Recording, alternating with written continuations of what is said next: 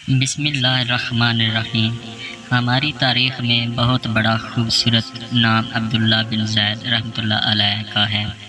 آپ نے ساری زندگی نکاح نہیں کیا، جوانی گزر گئی، بڑھاپا آیا۔ ایک دن بیٹھے حدیث مبارکہ پڑھ رہے تھے تو اس میں نبی کریم صلی اللہ علیہ وآلہ وسلم کا فرمان پڑا، جس کا مفہوم یہ تھا کہ جنت میں کوئی اکیلا نہیں ہوگا جو نکاح کی عمر میں نہیں پہنچا، یا پہنچا بھی تو کسی وجہ سے نہیں ہوا اور وہ مسلمان ہی مرا تو اللہ مسلمان مردوں اور عورتوں کا جنت میں آپس میں نکاح کر دے گا۔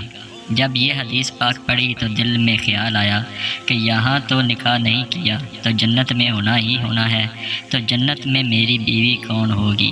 دعا کی کہ یا اللہ مجھے دکھا تو صحیح جنت میں میری بیوی کون ہوگی۔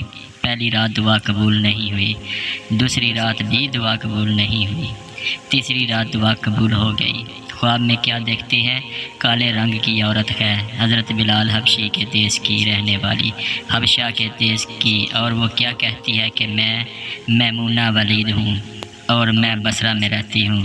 پتہ مل گیا، آنکھ کھلی، حضرت کی تہجد کا وقت تھا، نوافل پڑھے، نماز فجر باجماعت ادا کی اور سواری لے کر حضرت عبداللہ بن زید بصرہ گئے۔ وہاں لوگوں نے بڑا استقبال کیا، حضرت کا نام ہی بہت بڑا تھا۔ بٹھا کر پوچھا، حضرت بتائیے بغیر اطلاع کیسے آنا ہوا؟ خیر تو ہے؟ آپ نے پوچھا، یار یہ تو بتاؤ یہاں کوئی میمونہ ولید رہتی ہے؟ لوگوں نے حیران ہو کر پوچھا، حضرت آپ اتنی دور سے چل کر میمونہ ولید سے ملنے آئے ہیں؟ آپ نے فرمایا، کیوں اس سے کوئی نہیں مل سکتا؟ نہیں حضور، وہ تو دیوانی ہے، لوگ اسے پتھر مارتے ہیں۔ حضور نے پوچھا، کیوں مارتے ہیں؟ حضور کام ہی ایسے کرتی ہے، کوئی رو رہا ہو تو اسے دیکھ کر ہنسنے لگتی ہے، اور کوئی ہنس رہا ہو تو رونا شروع کر دیتی ہے، اور وہ اجرت پر پیسے لے کر لوگوں کی بکریاں چراتی ہے۔ آج بھی وہ ہماری بکریاں لے کر جنگل میں گئی ہے، آپ آرام فرمائیں، عصر کے بعد آ جائے گی، آپ مل لیجئے گا۔ حضرت نے فرمایا، عصر کس نے دیکھی؟ کہا وہ کس سمت گئی ہے؟ لوگوں نے کہا، حضور جنگل نہ جائیں، بہت خوفناک جنگل ہے۔ آپ نے فرمایا، بتاؤ کس طرف گئی ہے؟ لوگوں نے بتایا، آپ فرماتے ہیں کہ میں نکل گیا۔ آپ فرماتے ہیں کہ جب میں جنگل گیا واقعی خوفناک جنگل تھا، جنگلی جانوروں کی بھرمار تھی، قدم قدم پر کوئی نہ کوئی چیز کھڑی تھی۔ آپ فرماتے ہیں کہ قربان جاؤں اس عورت کی مردانگی پر، وہ اس جنگل میں کس طرح بکریاں چرا رہی ہے، شیروں نے اس کی بکریوں کو ابھی تک کھایا نہیں۔ اتنے درندے ہیں، سارے مل کر حملہ کر دیں تو کیا کرے یہ اکیلی عورت، کس کس کو روکے گی؟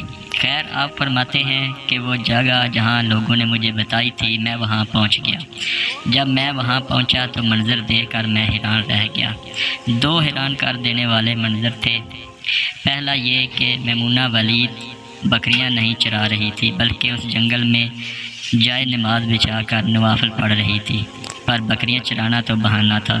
یہ تو بہانہ تھا کنارہ کشی کا، لوگ یہی سمجھتے تھے میمونہ سارا دن بکریاں چراتی ہے، لیکن میمونہ بکریاں نہیں چرا رہی تھی۔ دوسرا کیا دیکھا کہ میمونہ تو نماز پڑھ رہی ہے، پھر بکریاں کون چرا رہا ہے؟ بکریاں تو ایک جگہ نہیں رکتی، کہیں ادھر جاتی ہیں کہیں ادھر۔ آپ فرماتے ہیں کہ میمونہ نماز پڑھ رہی تھی اور شیر بکریاں چرا رہے تھے۔ بکریاں چر رہی ہیں، شیر ان کے ارد گرد گھوم رہے ہیں۔ اگر کوئی بکری بھاگتی ہے، اس کی فطرت ہے شرارت کرنا، تو شیر اسے پکڑ کر واپس لے آتا ہے، لیکن کہتا کچھ نہیں۔ آپ فرماتے ہیں، میں حیران و پریشان کھڑا تھا کہ یہ کیسے ہو گیا ہے، یہ فطرت کیسے بدل گئی؟ لوگ کہتے ہیں فطرت نہیں بدلتی، یہ شیروں اور بکریوں میں دوستی کیسے ہو گئی؟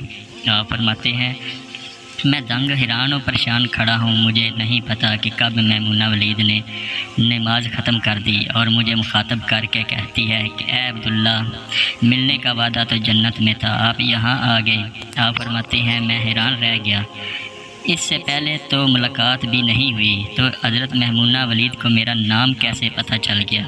تو آپ فرماتے ہیں کہ میں نے حضرت میمونہ ولید سے سوال کیا، اس سے پہلے ہم ملے نہیں، ملاقات نہیں ہوئی ہماری، تو میرا نام کیسے پتہ چلا آپ کو؟ تو جواب کیا ملا؟ حضرت میمونہ ولید فرماتی ہیں، اے عبداللہ، جس اللہ نے رات کو تجھے میرے بارے میں بتایا ہے اسی اللہ نے مجھے آپ کے بارے میں بتایا ہے۔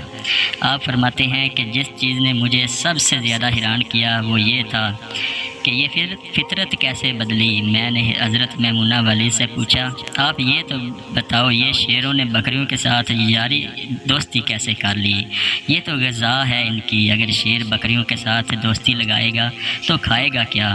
یہ کیسے معاملہ ہو گیا؟ تو حضرت میمونہ ولید فرماتی ہیں، جب سے میں نے رب سے صلح کر لی ہے اس دن سے ان شیروں نے بھی میری بکریوں کے ساتھ صلح کر لی ہے۔